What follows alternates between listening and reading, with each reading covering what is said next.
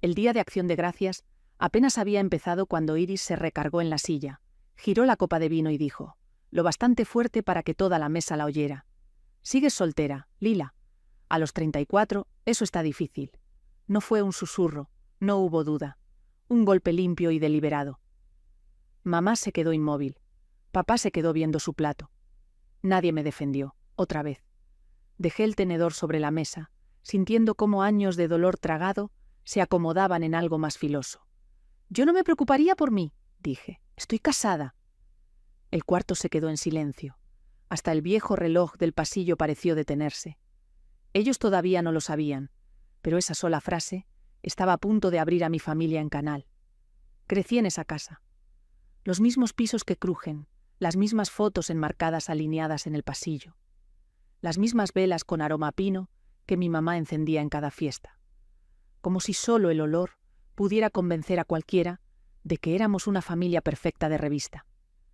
Pero la perfección solo funciona desde lejos. Cuando te acercas, ves las grietas, la manera en que todas las conversaciones terminaban girando alrededor de Iris, cómo papá se encogía cada vez que se asomaba un conflicto, cómo los ojos de mamá solo se ablandaban cuando su hija menor entraba al cuarto. Antes pensaba que me lo imaginaba. Las hijas se cuentan historias para sobrevivir al desbalance, pero en algún punto, entre los 20 y los 30 años, el patrón se volvió nítido. Cada logro mío se minimizaba en silencio, mientras que cada logro de Iris se convertía en una producción familiar. Cuando mamá y papá se olvidaron de mi ceremonia de graduación de la universidad porque Iris tenía un evento con su grupo en la facultad, según ella, algo que no podía perderse, insistieron en que solo había sido un choque de fechas desafortunado. Cuando se saltaron mi cena de cumpleaños 2 años seguidos porque Iris estaba visitando salones para su boda. «¿Sabes lo importante que es esto para ella?», había dicho mamá, como si mi existencia fuera un extra opcional.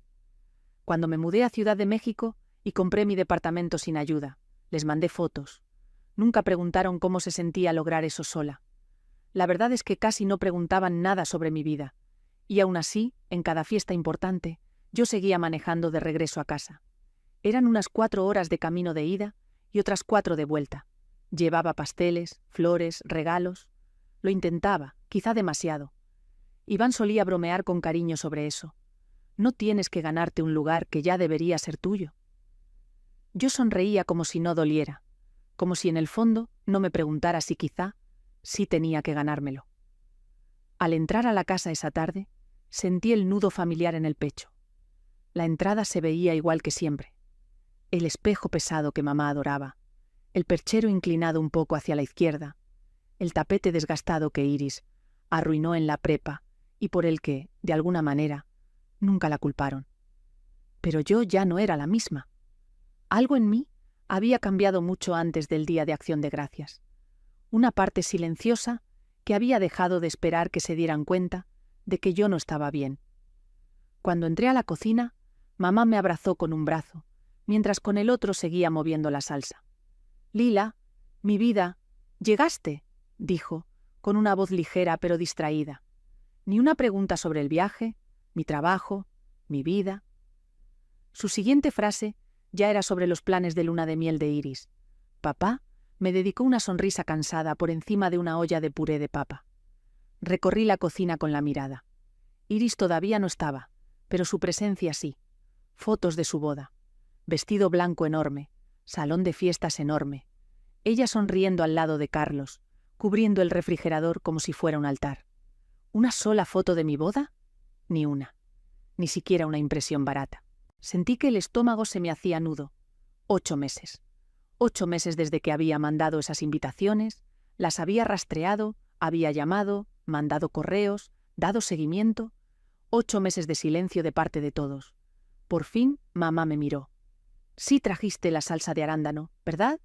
«Por supuesto. Ese era mi papel. Aparecer, aportar algo, quedarme callada». Dejé el refractario sobre la barra y me di cuenta de algo inquietante. Esta era la primera fiesta en la que no estaba segura de por qué había venido. Tal vez por costumbre, o por esa pequeña esperanza de que esta vez fuera diferente. Pero en el fondo, yo ya sabía la verdad. La tormenta no venía en camino. Ya estaba aquí.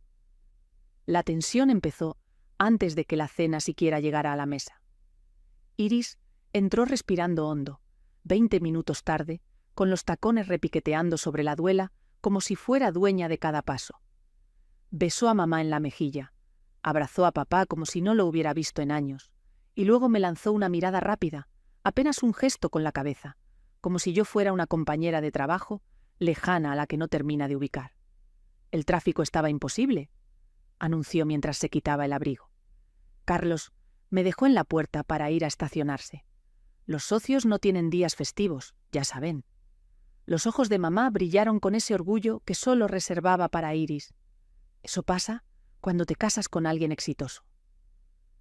Las palabras no iban dirigidas a mí, pero me pegaron igual.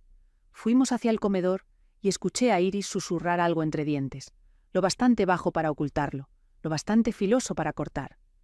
Mamá soltó una risa rápida y quebradiza. Papá carraspeó de esa forma familiar, la que significaba que había oído algo que no ibas a enfrentar. Para cuando nos sentamos, la jerarquía ya estaba marcada. Iris al frente y al centro. Yo, como ruido de fondo. Era un papel que había interpretado toda mi vida. Que hablaran encima de mí, que me hicieran a un lado, que esperaran que absorbiera cualquier crueldad casual que se escapara por debajo de la mesa. Pero este año, algo en mí era distinto. Las palabras ya no se hundían en el mismo lugar de siempre. Se quedaban flotando, inquietas, como si buscaran otro lugar donde caer. Mamá empezó con otro resumen fresco de la boda de Iris. Nunca se cansaba de revivirla. Que el salón tenía lista de espera, pero Iris encontró la manera. ¿Y las flores? ¡Ay, Lila! Deberías haberlas visto, de película. Yo ya las había visto, al menos 2 veces, solo en redes. Luego Iris sonrió de lado, girando el vino en la copa. Sí, fue perfecta. Todo salió exactamente como debía. La verdad, no sé cómo podríamos superarla. Una pausa. No es que alguien esté compitiendo. La mandíbula se me tensó. Siempre era así. Cada logro de ella se elevaba y cada parte de mí se minimizaba. Los recuerdos me golpearon en ráfagas rápidas. Mamá saliéndose antes de mi recital de segundo de secundaria para ir a recoger a Iris de un entrenamiento. Papá faltando a mi cena de reconocimiento por la beca porque Iris necesitaba ayuda con un proyecto. Cumpleaños, graduaciones, momentos importantes, todos tragados por la órbita de Iris. Y lo peor era que yo antes lo justificaba. Solía creer que quizá no lo hacían con mala intención, pero esa noche, al ver cómo la sonrisa de Iris se afilaba cada vez que nuestros papás se reían, sentí que la verdad se asentaba. No era descuido, era deliberado. Y cuando hizo chocar su copa, con los ojos brillando con la comodidad de sentirse intocable, supe que iba hacia algún lado.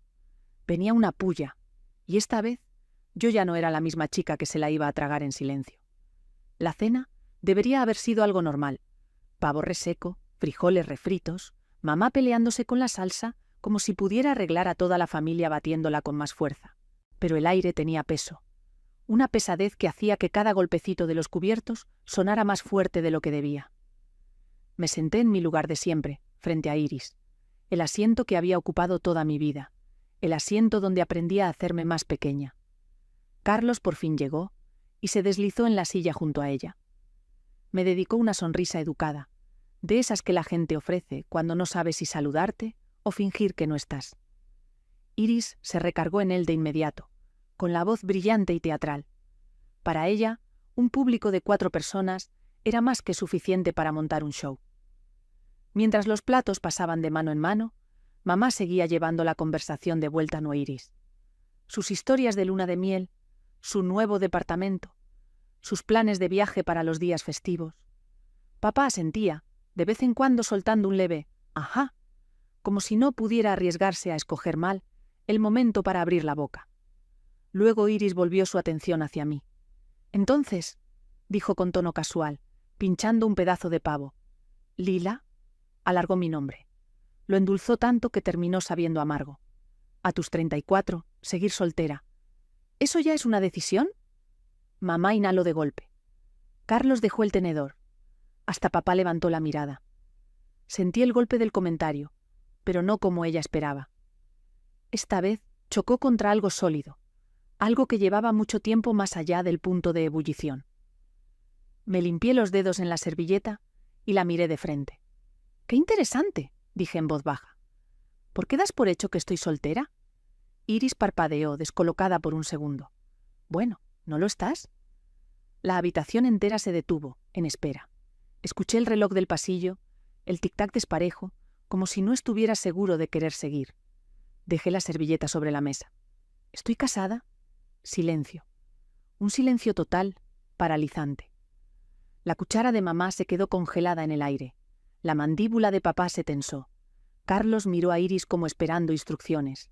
Pero Iris se rió. Un sonido rápido y condescendiente. «Ajá, casada. Sí, ¿cómo no? ¿Con quién?». No le contesté. No lo necesitaba. Lo que importaba no era que ella no me creyera. Era que por fin lo había dicho en voz alta, en el único lugar donde nunca esperaron que yo tuviera algo digno de anunciar. Mamá se inclinó hacia adelante, con la voz baja. «Lila, mi amor, si estuvieras casada, nos lo habrías dicho». «Sí lo hice», respondí. «No, mi vida, no lo hiciste». «Sí lo hice», repetí, más tranquila esta vez. «Hace 8 meses». Sus caras se fueron desmoronando en cadena, primero confusión, luego negación y después algo más filoso, miedo. Iris resopló, tratando de tapar con eso la tensión en sus hombros. «Ay, por favor, nunca recibimos nada, ni una invitación, ni una llamada, nada». Sostuve su mirada. «¿No las recibieron?», porque alguien se aseguró de que no las tuvieran. Su sonrisa de lado tembló. «Perdón, ¿cómo?». La voz de mamá tembló. «¿Qué estás insinuando, Lila?». No le contesté a ella tampoco. En cambio, tomé mi celular y lo deslicé despacio sobre la mesa, como quien pone una carta en medio de una partida de póker. La mano de Iris se puso rígida alrededor de la copa de vino. Sabía que venía algo. Tal vez no sabía exactamente qué, pero sí lo suficiente para reconocer el cambio de poder. Papá tragó saliva. «Lila, ¿de qué estás hablando?».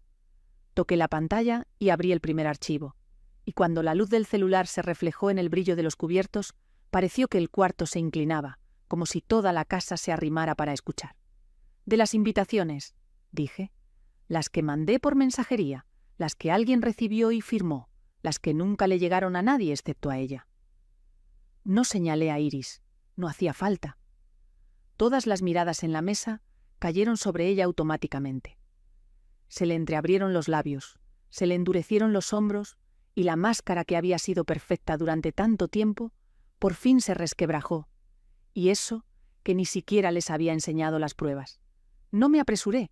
Dejé que el silencio se envolviera alrededor de la mesa, denso e inmóvil, mientras los dedos de Iris se aferraban a la copa como si pudieran exprimir la verdad de regreso al tallo. «Esto es ridículo», murmuró. «Nadie recibió nada de ti, Lila. Si de verdad estuvieras casada, que lo dudo, te habrías asegurado de que lo supiéramos». Giré el celular para que todos pudieran ver la pantalla. Sí, me aseguré. El primer registro era simple. Un historial de rastreo. 5 sobres, 5 destinos, entregados, recibidos y firmados, todos la misma mañana. Papá se inclinó más, entrecerrando los ojos. ¿Firmados? ¿Por quién? Acerqué la imagen. La firma no solo era familiar, era inconfundible. Una inicial alargada que se deslizaba en un garabato apretado. La firma de Iris. La vi palidecer antes de que forzara una risa que no le salía del pecho. Cualquiera puede firmar por un paquete, Lila. La gente de la mensajería se equivoca todo el tiempo. Esta vez no, dije, porque lo verifiqué 2 veces y la paquetería confirmó que lo entregó en esta casa. Los ojos de mamá temblaron ante la palabra «confirmó», como si atravesara la negación a la que quería aferrarse. La respiración de papá se volvió más corta. Carlos miraba de uno a otro, como si de pronto lo hubieran arrojado a una conversación que no entendía. Deslicé el dedo hacia la siguiente pantalla. Registros de actividad de correo electrónico. «¿Aquí?», dije, «las invitaciones electrónicas». Se abrieron desde la red de internet de esta casa y luego se borraron. Mamá juntó las manos. «Tal vez tu papá lo abrió por accidente». «No fui yo», dijo papá de golpe con la voz quebrándose. «Ni siquiera reviso esa bandeja. Esa sola frase ya era una revelación. Papá casi nunca contradecía a mamá, y mucho menos delante de otros. La mirada de mamá saltó hacia Iris. «Hija, ¿sabes algo de esto?» Iris enderezó la espalda. «No», dijo, seca. Una sola sílaba cubierta de hielo, pero sus ojos, esos sí la traicionaron. «Todavía no termino», seguí. Luego abrí el registro de llamadas. Llamé el 4 de mayo, el 11 de mayo, el 18, el 20, el 25. Mensajes de voz, mensajes de texto, incluso un mensaje en el grupo familiar de WhatsApp. Papá frunció el ceño. «¿Grupo?» «Yo no estoy en ningún grupo contigo», dijo mamá. «Sí estabas», respondí, hasta que alguien me sacó. Eso cayó pesado. Hasta Carlos se movió incómodo. «Iris», susurró mamá. Iris estampó las palmas sobre la mesa, tan de repente que los cubiertos tintinearon. «¿Por qué me estás atacando? ¿Porque no tuviste la atención que querías? ¿Porque tu vida no es tan emocionante como la mía?» Casi me reí. No porque tuviera gracia, sino porque era tan familiar. La evasión, la arrogancia, la certeza de que, si negaba la responsabilidad con suficiente ruido, todos los demás se alinearían para protegerla. ¿Que yo te estoy atacando?, pregunté con la voz tranquila. «Tú eres la que se aseguró de que mi boda sucediera sin mi familia». Se le movió la mandíbula. «Yo no hice nada». «Claro que sí», dije. «Firmaste los sobres, abriste los correos, los borraste, y me dejaste creer durante 8 meses que yo valía tan poco para todos ustedes». Mamá soltó un pequeño jadeo. Papá cerró los ojos, y Iris se rompió. No de golpe, sino en pequeñas fracturas que por fin pude ver. «¿Eres tan dramática?», soltó. «Siempre lo has sido. Todo te lo tomas personal». «Me casé», dije, «y ninguno de ustedes vino». Eso la detuvo. Los detuvo a todos. Papá tragó saliva. «Lila, ¿por qué no volviste a llamar o viniste en persona si te importaba tanto?» Una chispa de dolor viejo se encendió dentro de mí, pero no alcé la voz. Sí volví a llamar, una y otra vez. Mandé recordatorios. Supliqué. Perseguí a las personas que deberían haberme estado persiguiendo a mí. Mamá se presionó una servilleta contra los labios, como si pudiera secar la verdad. No teníamos idea. La voz se le quebraba en las orillas, la primera grieta en la historia que quería creerse. Pero Iris no había terminado. «Tal vez», dijo en voz baja, «tal vez esas invitaciones no estaban hechas para que se vieran». Las palabras cayeron como ácido. Mamá la miró fijamente. «¿Qué se supone que significa eso?» Los ojos de Iris parpadearon con algo entre pánico y orgullo. «Significa», susurró, «que no era tan importante. Su bodita en la playa, allá en Vallarta, con unas 20 personas. Por favor. Yo no iba a dejar que me arruinara el impulso antes de mi boda». Papá se quedó helado. Las manos de mamá se despegaron de su boca. Carlos parpadeó como si nunca hubiera visto de verdad a la mujer con la que se casó. «¿Las tiraste a la basura?», preguntó papá, con la voz temblando. «No las tiré», chistó ella. «Solo evité que distrajeran a todos. Yo me iba a casar. Se suponía que era mi año». «¿Y lo mío no contaba?», pregunté en voz baja.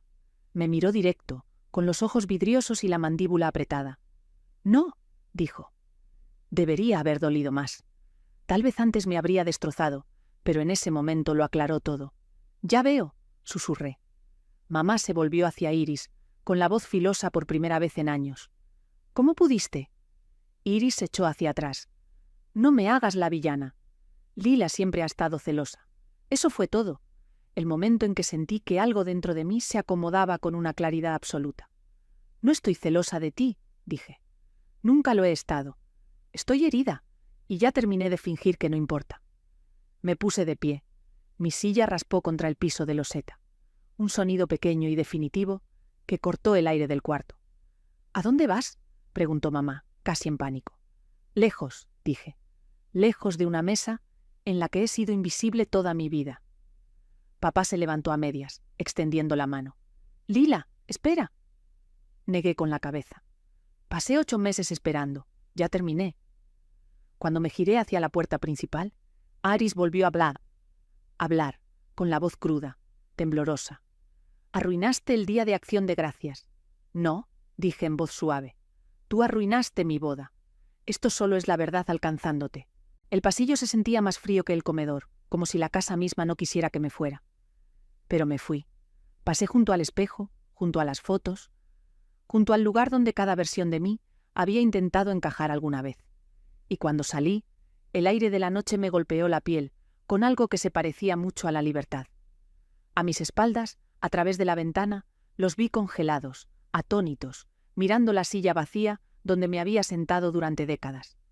Por primera vez, tenían que mirar el espacio que yo dejaba atrás. Manejé todo el camino de regreso a Ciudad de México en silencio, la carretera extendiéndose como una línea limpia entre quien había sido y quien ya no estaba dispuesta a ser. Cuando entré a nuestro departamento, Iván no hizo preguntas. Solo me rodeó con los brazos, anclándome de una forma en la que mi propia familia nunca lo había hecho. «Por fin pasó», dije contra su hombro. Él asintió, como si hubiera estado esperando este momento. «Y por fin dijiste lo que tenías que decir». Los días siguientes fueron extrañamente silenciosos. Papá llamó. Conversaciones breves, cautelosas, pero reales. No se defendió. No intentó reescribir nada para Iris, solo escuchó. Era algo nuevo, inestable, pero nuevo. Iris mandó un correo, un mensaje largo, lleno de disculpas, que sonaba como si la terapia le hubiera exprimido la honestidad. Lo leí, pero no respondí. Sanar no era una puerta por la que pudiera pasar por encargo. Mamá se quedó en silencio, y por primera vez su silencio no me destrozó. Lo aclaró todo. La familia de Iván nos invitó al día siguiente a su propia cena de Día de Acción de Gracias. La casa se llenó de risas. La gente preguntaba por mi trabajo, por mi vida, me veían, y mientras estaba sentada en su mesa, me di cuenta de algo casi aterradoramente simple. Eso se sentía como hogar. En las semanas que siguieron, el dolor se fue ablandando hasta convertirse en algo que por fin podía dejar sobre la mesa. No era perdón, todavía no, pero sí claridad. Ya no era la hija olvidada. Era alguien que elegía su propia paz, su propia familia, su propia vida. Y esa elección se sentía más firme que cualquier cosa que alguna vez le rogué a mis papás. Si alguna vez has tenido que alejarte para proteger tu corazón, no estás sola, no estás solo. Cuéntame desde dónde me escuchas y comparte tu historia aquí abajo. Y si esta historia se quedó contigo, suscríbete para que no te pierdas la siguiente.